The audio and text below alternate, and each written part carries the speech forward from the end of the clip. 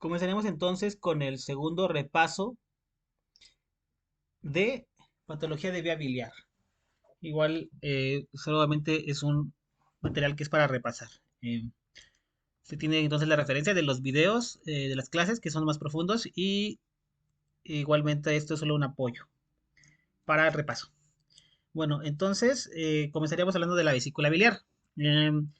Tenemos que es un órgano de 7 a 10 centímetros de longitud. Este se va a encontrar bien enclavado en la fosa vesicular y obviamente lo vamos a ver bien su ubicación a través de eh, ver la cara visceral del hígado. Va a estar ahí exactamente enclavado y solamente su fondo es el que estaríamos viendo desde una, una vista anterior en cuanto hablando de los órganos abdominales. Eh, y bueno, es de hecho una fosa conocida como la fosa de la vesícula biliar, que está igual ahí, bien marcada en la cara visceral de nuestro hígado, en su cara inferior. Bueno, bueno, también podríamos decir que las partes de la vesícula, pues obviamente estamos hablando de que tiene un fondo, ¿qué tendría aquí en nuestro esquema? Pues lo tenemos que, se puede ver ancho, se puede ver romo y se proyecta obviamente hacia más o menos el noveno cartílago costal y ahí es donde entonces encontramos importancia de su ubicación topográfica para igual hacer maniobras, ¿no? Sobre si está inflamado o no exactamente en el cruce con la línea medioclavicular y el noveno cartílago costal. Bueno, no exactamente, más bien alrededor de esa zona. El cuerpo, pues es la porción principal que está en contacto con la cara visceral. Esta es la del hígado y obviamente con el colon transverso y la porción superior del duodeno. Ahorita con más esquemas vamos a irnos dando una idea más exacta de su ubicación. El cuello, que sería entonces el extremo estrecho y que está opuesto a nuestro fondo y ya se dirige obviamente hacia el porta hepático y bueno, tiene una forma como de S y este, igual encontraríamos una, una pequeña zona atrial, por decirlo de algún modo, en la que vamos a encontrar en algunas ocasiones una variedad de esta estructura que sería conocida como la bolsa de Hartmann, que va a tener una implicación igualmente en cirugía muy importante, ya que es un lugar recurrente en donde pueden enclavarse los litos y producir cuadros bastante agresivos, ya sea para bloquear la salida de nuestro conducto, nuestro conducto, de nuestro conducto, o incluso si la acumulación es muy grave, pues hasta llegar a afectar el paso igual del flujo del conducto hepático común. Recordando un poco igual que entonces este conducto cístico eh, tendríamos que mide alrededor de 3 a 4 centímetros de longitud y ese va a hacer ya la conexión de la vesícula con el conducto hepático común. Y bueno, ¿qué podríamos mencionar de importancia? Pues que la mucosa del cuello forma entonces el pliegue espiral y este es el que mantiene en sí abierto el conducto cístico. También sobre el extremo distal del conducto colédoco, pues recordar que está controlado por el esfínter, la salida está controlada por el esfínter del conducto del colédoco o el esfínter de la polla. Eso igual hablando ya sobre muchas variedades que vamos a tener y que vamos a revisar un poquito más adelante de manera muy rápida. Igual aquí en nuestra vista anterior tenemos pues lo mismo sobre la ampolla hepatopancreática, como es el punto de salida y va a recibir al conducto pancreático, al conducto colédoco y va a resultar entonces nuestra vía nuestra llave, nuestra vía de paso que restringe la salida de líquido como tal. Bueno, asuntos de importancia, pues vemos aquí en este esquema, en este anterior, tenemos como su ubicación, ¿no? Aquí tenemos una vista eh, inferior, bien visceral, que nos demuestra cómo se encuentran estructuras que sostienen y mantienen en una posición, en una situación a la vesícula. Y hablemos ahí del ligamento hepatogástrico, como esa estructura ligamentaria. Es un ligamento que va a dar sostén, que se va a enclavar bien en el hígado, pero que va a servir para provocar una especie de fijación. Y ahí va a formar un orificio, el orificio mental, que obviamente es una vía de acceso para cirujanos hacia la bolsa mental como tal. Igual en el esquema de abajo tenemos cómo su situación de nuestra vesícula va a estar en relación con los diferentes procesos y los diferentes segmentos del hígado en sí. Vemos cómo tiene su fosa, que ya comentamos, tiene igual una relación muy cercana con la vena porta hepática, la arteria hepática propia y obviamente los conductos biliares que están ahí. Esto es conocido como la triada portal, que es la entrada en el hígado, esto a nivel de la porta hepática. Y bueno, igualmente, entonces ya lo podremos ubicar más o menos con facilidad. Esto igual para tener una correcta ubicación de nuestro órgano. La figura de la derecha que he colocado en la parte inferior derecha, eh, la he puesto porque existen algunos casos documentados donde lo que comentaba sobre la bolsa de Hartmann. A veces esta bolsa en un estado patológico llega a tener un contenido bastante grande de la acumulación de bilis y del lito en sí, y puede tener una comunicación directa con el duodeno, afectar en esta comunicación y a veces provocar, y en esa misma comunicación, no solo la afectación del duodeno, sino que también a nivel hepático, provocar un bilioma o provocar alguna comunicación directa con una perforación intestinal, con la formación incluso de fístulas y bueno, graves consecuencias de todo esto que estamos comentando, pues vienen siendo eh, las, las perforaciones y obviamente una peritonitis que podría ya a través de todas esas comunicantes, estas relaciones, tomarían relevancia igual hablando ya de a nivel de cirugía como tal. Y bueno, y aquí igual este esquema es muy bueno porque nos enseña claramente cómo viene el conducto hepático izquierdo, el derecho, cómo se fusionan para formar el conducto hepático común, cómo este se junta con el conducto cístico, que obviamente estamos hablando del conducto de nuestra vesícula, y cómo ya ambos forman el conducto coledoco, que ya vimos su terminación en los anteriores esquemas, ¿no?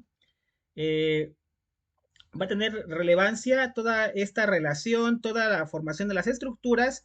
Y bueno, he pensado en solamente mencionarlo a grosso modo para que solamente nos sirva a manera de repaso y no como tal en el estudio del órgano en sí, porque el estudio es profundo y requeriría pues sesiones de bastantes horas, yo creo que sería así, ¿no? Bueno, aquí igual aquí tenemos otro esquema de relaciones, cómo viene el órgano, el conducto cístico aquí está bien representado, cómo tiene sus relaciones con estructuras fundamentales como la arteria hepática común, que va a tener ramos, obviamente va a tener ramos que en diferentes variedades van a dar irrigación tanto en importancia a las vías a nuestros conductos císticos, a nuestro conducto hepático común, o incluso la misma, un poco más hacia el centro, buscando la arteria hepática común, ya teniendo sus ramos terminales, pues a una derivación de un vaso que conocemos, obviamente, el que va a irrigar y va a tener una importancia fundamental para con nuestra vesícula biliar. Importante esto, claro que sí, para el cirujano es tener todo presente todas estas relaciones, las variedades de las anatomías. Igualmente, el cirujano debe de estar preparado para abordar de manera adecuada no dañar vasos fundamentales y llevar a buen puerto pues la cirugía como tal. Pues bueno, ¿qué podríamos decir aparte de esto que ya hemos comentado? Pues que cuando el esfínter del conducto coledoco lo tenemos cerrado, pues la bilis retrocede hacia los conductos coledoco y cístico. Esta regresión haría que se llene la vesícula biliar y bueno, ahí se va a almacenar y concentrar. Vamos a ver igual un poco más de esto adelante, pero está bien comenzar comentándolo. La inervación, pues de la inervación, ¿qué podemos comentar con respecto a la inervación?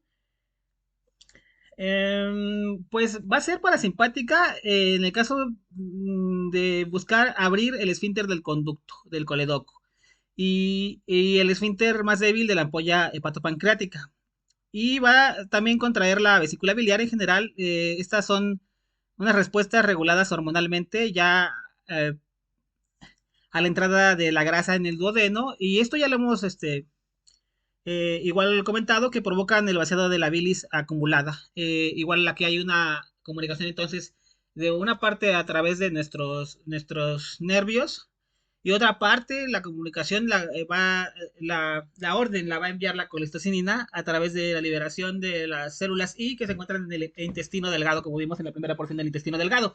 Obviamente tiene gran peso la labor de la colestecinina y principalmente, ¿qué va a liberar la colestecinina? Pues obviamente el paso del quimo y se dice incluso igual para la comprensión de nuestra clínica que el alimento altamente colecistoquinético pues va a ser un estímulo muy potente para la liberación de nuestra bilis, ¿no? Y bueno, tenemos entonces que la vesícula, como dijimos, se proyecta desde el borde inferior del hígado y hasta la pared anterior del abdomen.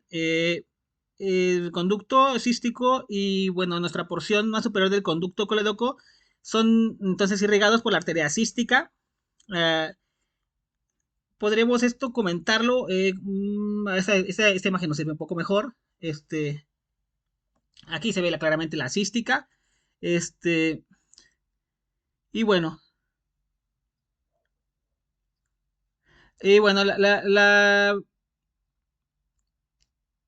la vesícula pues tiene el conducto cístico. Pero con respecto a eso, la arteria hepática propia dentro del triángulo cistohepático nos va a servir como una estructura para determinar el triángulo de Calot. El triángulo de Calot es un espacio que anatómicamente se forma y que da en gran importancia a los cirujanos para hacer el abordaje de todas esas estructuras. Es un modo, es un canal de entrada y que tienen que tener presentes para igual no dañar las estructuras como tal. Aquí marca en el esquema donde dice triángulo cistohepático o de Calot, esta estructura como tal. Y con la misma figura podemos ver entonces que tiene por la parte de la base del triángulo, este es un triángulo invertido, tendríamos el borde hepático, ¿no? La parte derecha de ese triángulo, obviamente con la base invertida, tendríamos obviamente entonces a nuestro conducto cístico y nuestro conducto hepático común sería el otro lado de nuestro triángulo invertido. Ahí más o menos se ve muy claramente cómo se encuentra nuestro triángulo cisto-hepático. Además de drenar a través de las venas císticas que acompañan a la arteria cística y desembocan en la vena porta hepática, tenemos que pues las venas del fondo del cuerpo forman una forma de una especie de minisistema que sería algo así como un mini sistema porta que drena directamente a los sinusoides hepáticos y a la víscera del hígado como tal. Entonces, también considerando eso, que la vena porta hepática grande es pero bastante corta, se forma posterior al cuello del páncreas y ahí es por la unión recordando de la vena mesentérica superior y la vena esplénica. Y bueno, esa va ya, como sabemos, transportar toda la sangre venosa y los nutrientes que se encuentran en la sangre ya desde nuestro tubo digestivo hasta el hígado. Y bueno, pero la vena porta hepática finaliza en el porta hepático y se bifurca en ramas derecha e izquierda que se distribuyen en un patrón ya segmentario por todos nuestros lóbulos, ¿no? Esto recordando igual y teniendo en consciente toda nuestra relación. Muy bien. Y bueno, aquí vamos a tener entonces cómo nuestra agregación está un poco más específica, ¿no? Con la rama derecha de la arteria hepática propia, cómo viene, cómo se enclava, cómo da nuestra, nuestra arteria, ramos anteriores y posteriores. Y bueno, y tenemos variedades de esto, como la cística en un 75.5%, está eh, derivada de nuestra arteria hepática en un principio, pero como nuestra hepática continúa y no tiene una variedad bastante distinta en un 0.5% de la población, donde el ramo es anterior y anterior, mucho, muy anterior de la formación de la rama derecha de la hepática común. Y bueno, igual vemos aquí cómo va acompañando en ambos esquemas, nuestra arteria hepática a todo en cierta porción, nuestros conductos císticos, a nuestros conductos de las vías biliares, ¿no? Y bueno, y aquí tenemos igual, más a la derecha cargada, otra imagen donde se ve la variedad de los diferentes tipos de posición, de cómo se deriva, cómo salen las ramitas, de las diferentes porciones de la arteria en las diferentes variedades que tendríamos. Abajo igual tenemos más esquemas, donde se ve igual una comunicación que es muy importante. Más que una comunicación sería una relación con el conducto hepático a través de la derivación y obviamente con el colon transverso, ¿no? Aquí vemos una relación ya muy clara que nos ejemplifica la importancia de que se encuentra ahí el colon transverso. Bueno, ¿qué otra cosa podríamos agregar de los conductos? Bueno, pues que el conducto hepático izquierdo viene siendo más grande que el derecho y posee mayor propensión para una dilatación como consecuencia de la obstrucción distal. Eso tendría implicaciones incluso para eh, la forma de explorar con imagenología nuestra estructura. Y bueno, los dos conductos, pues, vemos que la mayor parte de las veces se forman cerca del origen en el hígado, como vemos. Y bueno, el hepático mide más o menos de 1 a 4 centímetros de longitud y el diámetro está aproximadamente en 4 milímetros. Esto igual tendría alguna importancia en cuanto a la imagenología. Y bueno, pero ahí me parece que más nada se podría agregar, seguramente ahí. Pero recordando que esto es un repaso, ahí por ahí algo me habrá faltado. Bueno, ya veremos, ¿no?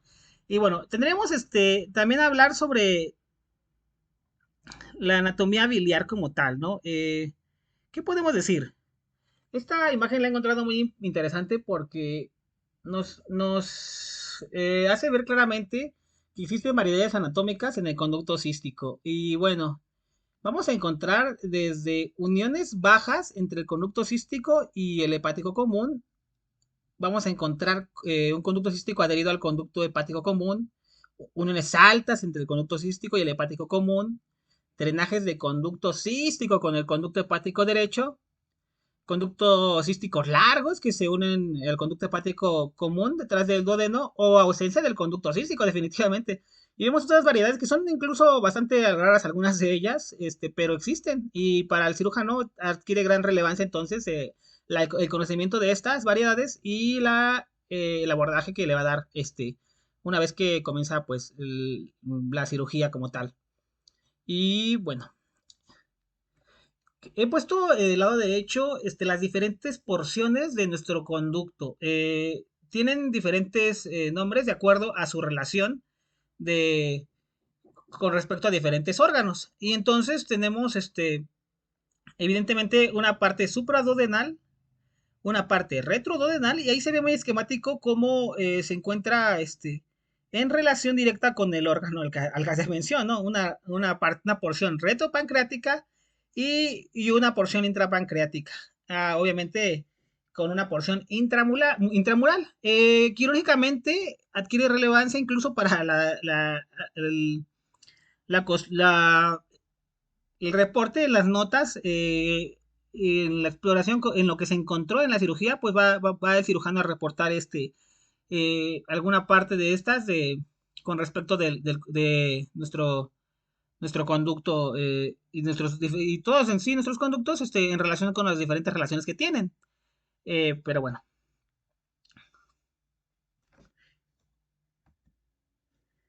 pasaremos entonces a la parte de histología. ¿Qué podremos decir entonces? ¿Por qué la histología, por mero razonamiento, por qué tendría importancia con respecto a la función de la vesícula como tal? Pues sería más que nada eh, la formación, buscando la función del órgano de absorber el agua, y teniendo eso como función, pues vamos a entonces tener unas estructuras, unas vellosidades que van a favorecer la formación de un área superficial aumentada, algo un poco parecido a ciertas partes del intestino, ahí era para la absorción, y aquí sería en este caso principalmente para la absorción de agua como tal. Obviamente elevando la superficie, y obviamente esta superficie en cuanto al área estaría pues favoreciendo la absorción por el simple espacio. ¿Y cuál sería la forma de este epitelio? Pues sería epitelio cuboideo, que va a tener esa función. Obviamente, entre más nos acerquemos a los conductos, el tipo de epitelio va a ser diferente, ¿no? Pues tendríamos un epitelio más simple y con zonas occludens más evidentes, con una menor capacidad para la difusión del agua en las zonas donde tenemos los conductos. Pero en la vesícula como tal tendríamos estas vellosidades que nos estarían ayudando para la absorción de agua. Y bueno, y con respecto a lo que había leído, mencionan que esta zona no tendría una tendría su mucosa, pero no tendría una capa muscular de la mucosa como tal, solamente la mucosa así, luego la lámina propia, la capa muscular como el resto de vísceras, pero como el de nuestro tubo digestivo, pero no contaría entonces con una muscular de la mucosa. Y esto igual dependiendo de sus funciones que va a buscar desarrollar nuestra vesícula biliar. Y bueno, aquí igual tenemos un esquema donde se puede ver más o menos el tipo, nuestras células que comentábamos, su forma y bueno, el capilar, cómo se encuentra cercano a y bueno, obviamente existe una comunicación ahí, que va a tener relevancia en lo fisiopatológico porque va a tener una intercomunicación a través de los factores de la inflamación. Cuando existe ya un proceso inflamatorio, pues obviamente va a existir una migración de estas células y estas comunicadores quimesinas, y la comunicación, la llegada de todas estas células mediadoras de la inflamación que van a acceder rápidamente a las células epiteliales alrededor para comunicar y agravar más el problema con respecto a pues ya una lesión que tengamos ahí. La parte de la derecha es un esquema que he puesto para ver cómo la colecistocinina ejerce un efecto de importancia en el flujo de nuestra formación de sales biliares como tal. A veces con un exceso de nuestro regreso por acumulación, recordando que el esfínter de Oddi es el principal regulador de la salida. Pues va a haber entonces una especie de, no sería reflujo, porque el líquido no viene de ahí, pero la acumulación va a ser una entrada entonces de nuestro, de nuestro, de nuestro líquido biliar para otra vez a la vesícula, y esto va a hacer que se vaya llenando. Ya cuando tenemos el estímulo a través de nuestro tubo digestivo, de nuestro alimento colecistoquinético, pues obviamente esa comunicación, principalmente es dada por la secretina, pero aún así el vago tiene gran importancia, pues obviamente va a hacer que el flujo entonces retorne, que exista estos que mencionábamos, nuestras células en espiral, que van a lograr hacer que se, el flujo se lleve a cabo ya en dirección hacia el conducto hepático común. ya para la fusión de este y en última instancia para ya el coledoco y la salida hacia el esfínter de Oddi. Y bueno, sería eso de importancia. Entraremos entonces ya de lleno al tema. Vamos a decir que la colecistitis es la inflamación de la vesícula biliar. Estas definiciones de la guía de práctica clínica, que está ocasionada principalmente por cálculos litos y con menor frecuencia por barro, que viene siendo el lodo biliar. En raras ocasiones ninguna de estas condiciones está presente. La colelitiasis es la presencia de litos. Aquí estamos hablando entonces ya específicamente de los cálculos y que están en nuestra vesícula biliar, obviamente. Bueno, vamos a encontrar factores de riesgo. ¿Qué factores de riesgo encontraríamos? Han hecho ya varios autores y ya a través de muchísimos años ya eh, una, una forma muy sencilla de recordar cuál es el paciente prototípico. Y pues bueno, sí, se ha comentado que es la mujer obesa de más de 40 años, nuestras 4 Fs, ¿no? Y que es fértil y obviamente es una forma muy sencilla y muy común de describir a nuestro paciente prototípico. Sin embargo, pues bueno, no son los únicos factores de riesgo, ¿no? Estas características. También es obvio que sí podemos hablar de que la mujer tiene una, una relación con respecto al hombre de 4 a 1 en el número de casos. Y bueno, esto sí es muy evidente que es una condicionante bastante clara. Bueno, también vamos a tener que considerar obesidad, embarazo. En cuanto al embarazo, se dice que la mayoría de los cuadros de colecistitis tienden a desaparecer conforme se resuelve el embarazo. A veces no solamente tendríamos entonces que tener un manejo expectante y vigilante con respecto a nuestra paciente. Obviamente podemos también hablar de fármacos, enfermedades de Lilian, la dislipidemia, enfermedades hepáticas y metabólicas. Pero no solamente serían esas, también podríamos tener otras situaciones que nos puedan marcar un peligro, ¿no? Para desarrollar esto. La guía de práctica clínica incluso menciona que el ejercicio físico, la alimentación sana, control de obesidad, pues van a reducir drásticamente las posibilidades de presentar la colecistitis. Pero también menciona que alternativas del tratamiento hormonal, porque hay una relación muy directa, una correlación con mujeres que llevan terapia hormonal y que presentan en este grupo de población pues un mayor riesgo de presentar colecistitis. Eh, pero ahí tendríamos alternativas al tratamiento y podremos prevenir de esta forma la colecistitis y la cololititis como tal. Muy bien. Por ahí siento que me ha faltado algo, pero bueno, me parece que igual la enfermedad de Crohn también. La guía me parece que la menciona. Y obviamente cirrosis podría ser, sí. Y bueno, aquí ya están otras más que me parece que ya las hemos comentado. Pero de peso rápida, igual le he brincado. Y bueno, enfermedades hepáticas y metabólicas. Muy bien, esas ya las hemos comentado también. Y vemos estas condicionantes entonces, ¿no? Ya para comenzar a hablar de fisiopatología, pues tendríamos que hablar también de ácidos biliares.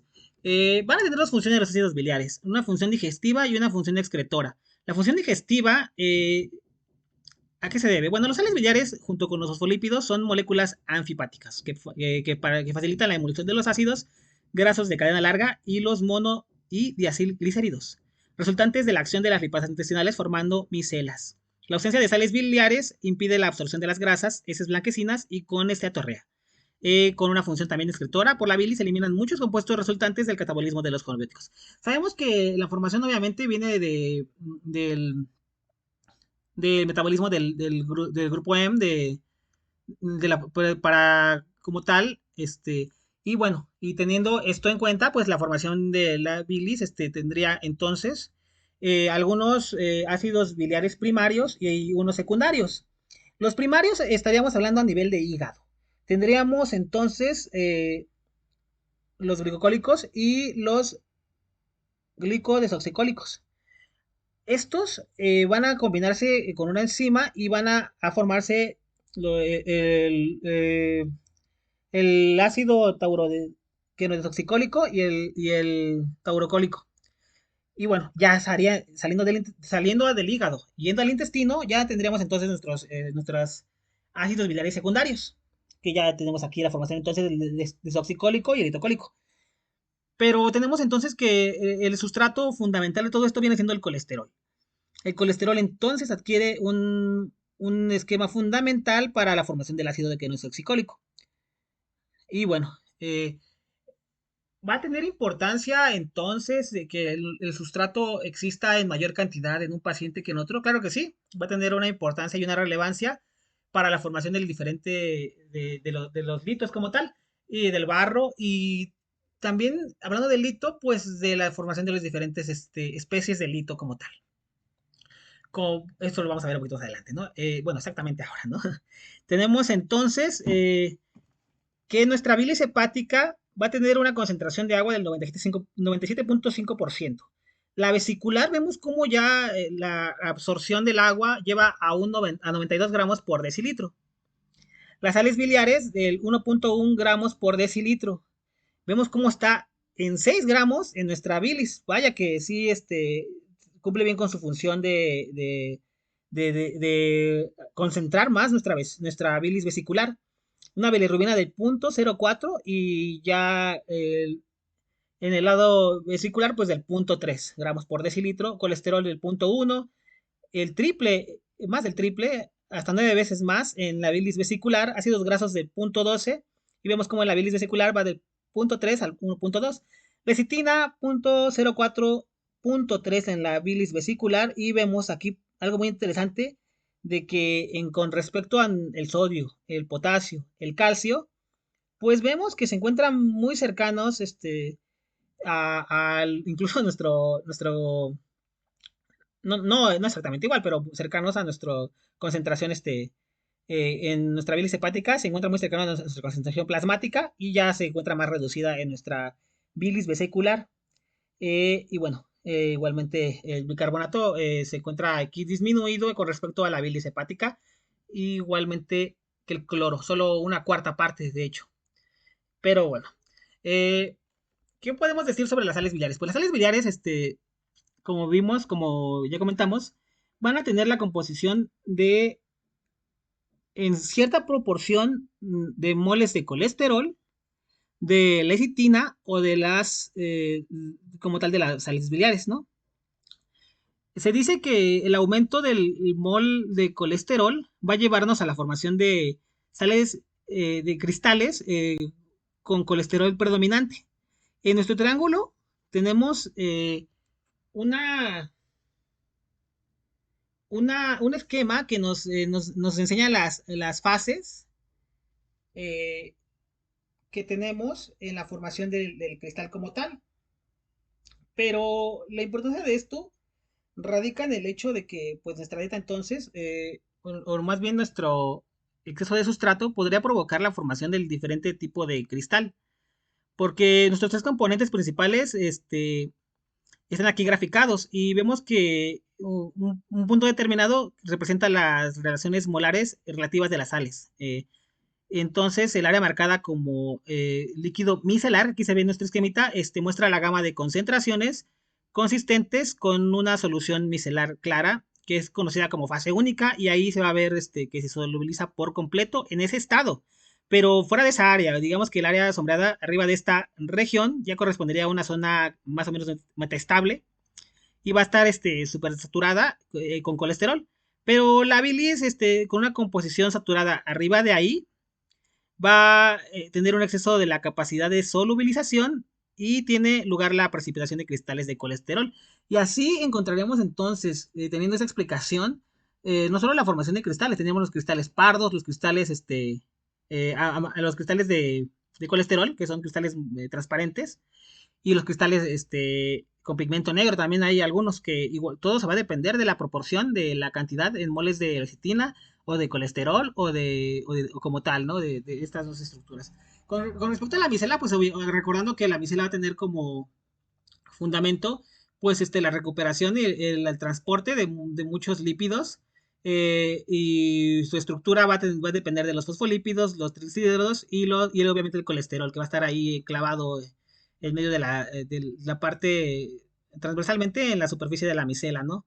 Y que va a tener como ese transporte de lípido y bueno, ya tenemos diferentes tipos de apoproteínas, que es el tema en esta ocasión.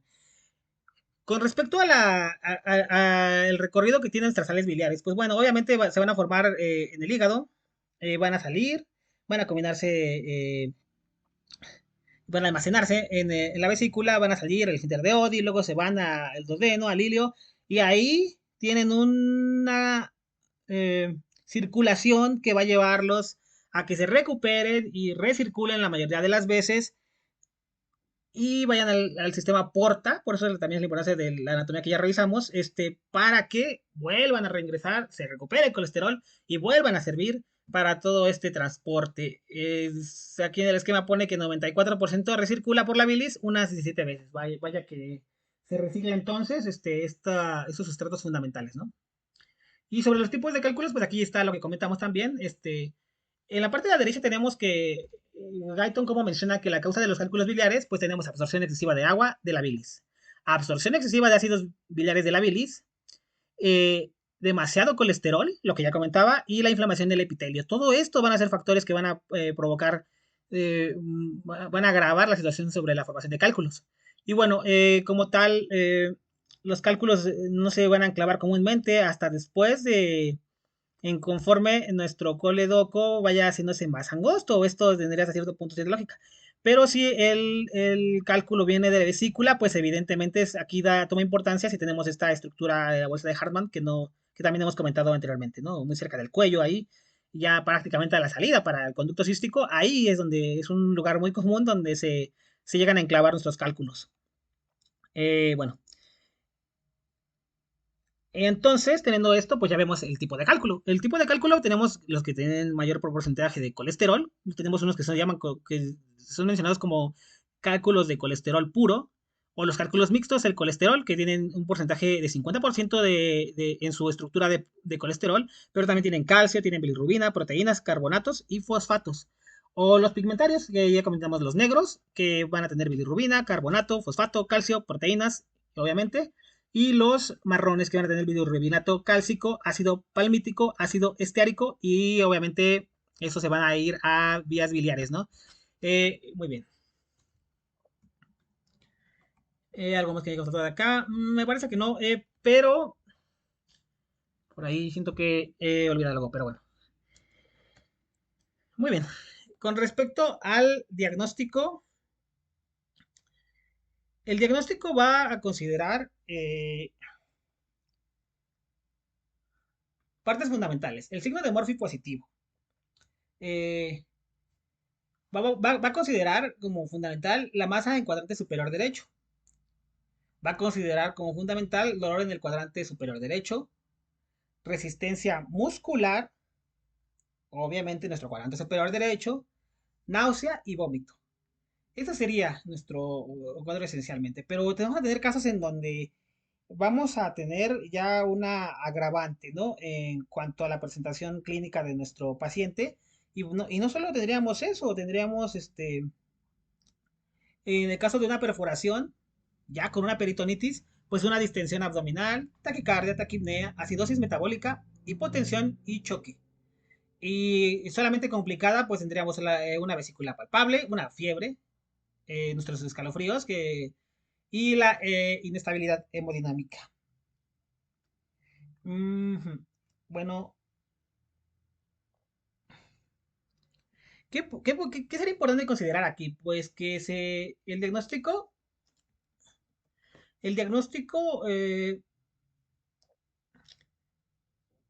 el paciente presentaría un signo de estos que hemos comentado, o un síntoma local y un signo sistémico. Esto ya nos podría dar un diagnóstico.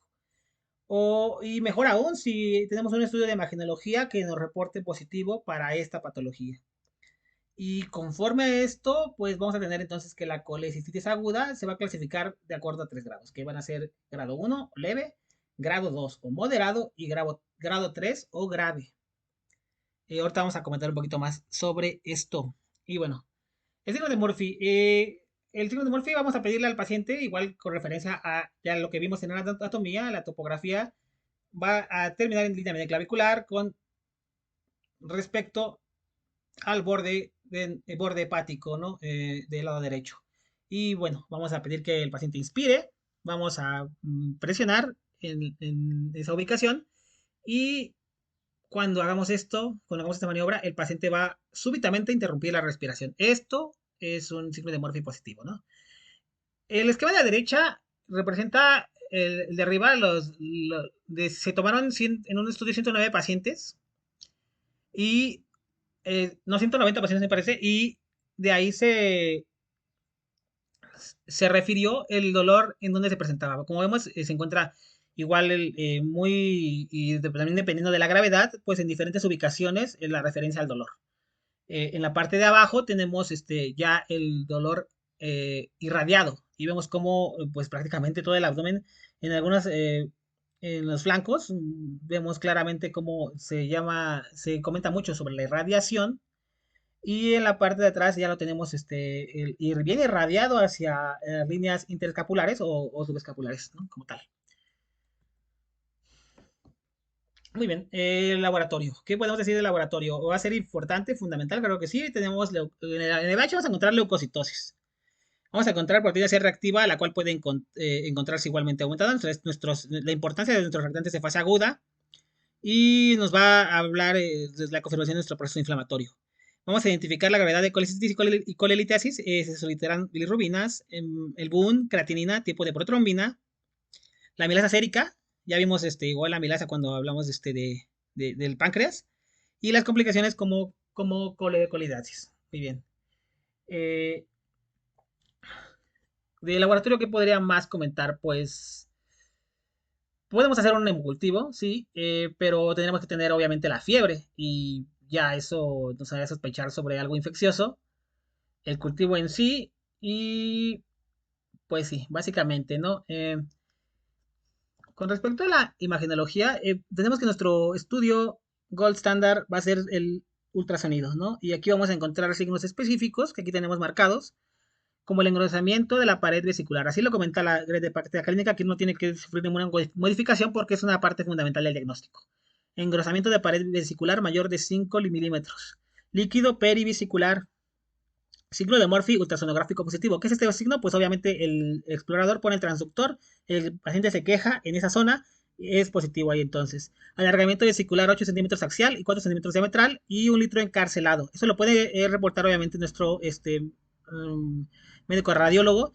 Y en la imagen en doble riel, que es este aumento en el borde de, de, eh, de la pared de nuestra vesícula. Sombra acústica, que es muy importante. Aquí se ve muy claramente cómo se ve la hipercogenicidad en toda la sombra. Se marca claramente en la parte derecha. Acá. Aquí igual, aquí por ejemplo vemos igual, aquí esto incluso nos haría sospechar sobre una perforación, cómo está, este, pues interrumpida la linealidad de nuestra vesícula, de nuestra pared vesicular. Y aquí igual, encontramos ya la presencia de nuestros litos, bastante a considerar y a la medición ya solamente, bueno, la capacidad la haría obviamente el médico radiólogo, ¿no? Mm, Y es nuestra prueba invasiva de primera elección, entonces. Eh, Va a ser nuestro primer estudio, entonces, indicarlo para que cuando tengamos una sospecha de colecistitis o colerolitiasis. Eh, pero, ¿qué podríamos decir si usáramos una TAC? Pues podemos decir que sí se puede ver el engrosamiento de la pared vesicular, que se pueden ver las colecciones líquidas perivasiculares, el alargamiento vesicular, evidentemente, pero tiene áreas de alta densidad en tejido graso. Sin embargo, leí que por ahí algunos refieren que depende incluso del tamaño de la estructura para que se vea perfectamente. Y aparte la accesibilidad a la tomografía, ¿no? No lo hace tan esencial, porque en muchas zonas, pues a duras penas tenemos nuestro ultrasonido. Y bueno, eh, diferencial a través de la imagenología, pues sí, podemos, no solo de la imagenología, sino en general podríamos hablar de, hay que hacer un diferencial con respecto a la úlcera, a la apendicitis, a una obstrucción intestinal, a una pancreatitis aguda, a un cólico renal, angina de pecho y bueno, solo se me ocurren esos. Muy bien. Y aquí tenemos igual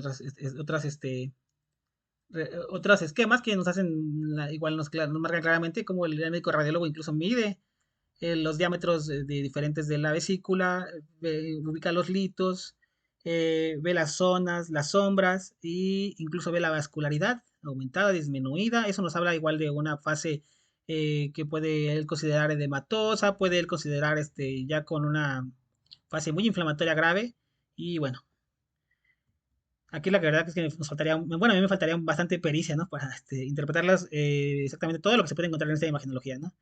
Pues bueno, ya que está lo que comentaba de las colecciones líquidas perivesiculares que se pueden ver, argumento vesicular y las áreas de alta densidad en el tejido a través de ATAC, ¿no? Tenemos la clasificación del síndrome de Mirici, porque igual ahí tuve una... vi que comentaba bastante este síndrome que es sobre la comprensión, sobre la forma en la que la comprensión extrínseca de la vesícula biliar por un cálculo puede está impactado, en tanto que hemos hablado de la bolsa de Hartmann, pues aquí se encuentra ya impactado y bueno, y va a haber desde el tipo 1 hasta el tipo 5 y obviamente esto va a tener que ver con la gravedad y con, no solo con la gravedad, también con un corte, en el corte transversal se ve el porcentaje de cómo la impactación ha provocado eh, un, y vemos a través de las imágenes igual, con ese corte longitudinal, cómo el hito entre más grande va impactando más, va estrechando más con los conductos, y hasta que definitivamente está prácticamente totalmente ocluido y ya no tenemos ningún flujo, obviamente, como tenemos. Este síndrome igual ya requiere de un manejo quirúrgico de un hospital de segundo nivel, recordando que nuestra función sería principalmente rápido hacer el diagnóstico, pero enviar a segundo nivel. Prácticamente no hacemos manejo de este en primer nivel. Solamente va a ser la detección rápida, oportuna y el envío a segundo nivel de todo esto, ¿no? Porque ya estamos hablando de fístulas, pues obviamente ya requiere un manejo quirúrgico. Hablando desde la impactación, pues sí, ya requiere, ¿no? Ya va a tener un cuadro bien marcado y florido aquí en estos casos graves, ¿no? Tendremos igual la clasificación de Tokio, ¿no? Nos va a ayudar muchísimo con respecto al tratamiento, ¿no? ¿Por qué? Porque tenemos como ya dijimos, grado 1 o leve, grado 2 moderado, grado 3 o grave, donde en el 1 vamos a tener una colecistitis aguda en un paciente saludable sin disfunción orgánica, solo cambios inflamatorios leves en la vesícula biliar y la colecistectomía se puede hacer en forma segura con bajo riesgo operatorio. Grado 2 o moderado, colecistitis aguda acompañada de cualquiera de las siguientes condiciones. Aquí vamos a hablar de una leucocitosis mayor de 18.000, masa palpable en cuadrante superior derecho, duración del cuadro de más de 72 horas, marcada inflamación local, una peritonitis biliar, absceso perivesicular, absceso hepático, colecistitis gangrenada y colecistitis enfisematosa. Obviamente estos son cuadros que no debería el paciente llegar a este nivel, pero bueno. Y el grado 3 o grave, una colecitis aguda acompañada por disfunción de cualquiera de los siguientes órganos sistemas. Obviamente, cuando entramos a grado 3 entramos a una afectación ya sistémica bastante considerable. Hablando desde lo cardiovascular con hipotensión, que requiere tratamiento con dopamina, más de 5 picogramos por kilogramo por minuto, o cualquiera de las dosis de dobutamina. Disfunción neurológica, nada más para hacernos una idea de la gravedad, disfunción del nivel de conciencia, disfunción respiratoria con una presión arterial de oxígeno y una FiO2 en promedio en una relación de estas dos en menos de 300, disfunción renal con oliguria, creatinina mayor de 2.0, válgame Dios, diría uno aquí, y disfunción hepática con obviamente un INR mayor de 1.5 igualmente aquí va a haber las pruebas de función hepática con aumento, disfunción hematológica, plaquetas menos de 100.000. Eso ya sería con respecto a la clasificación. Y la misma clasificación nos habla sobre cómo tratar esto.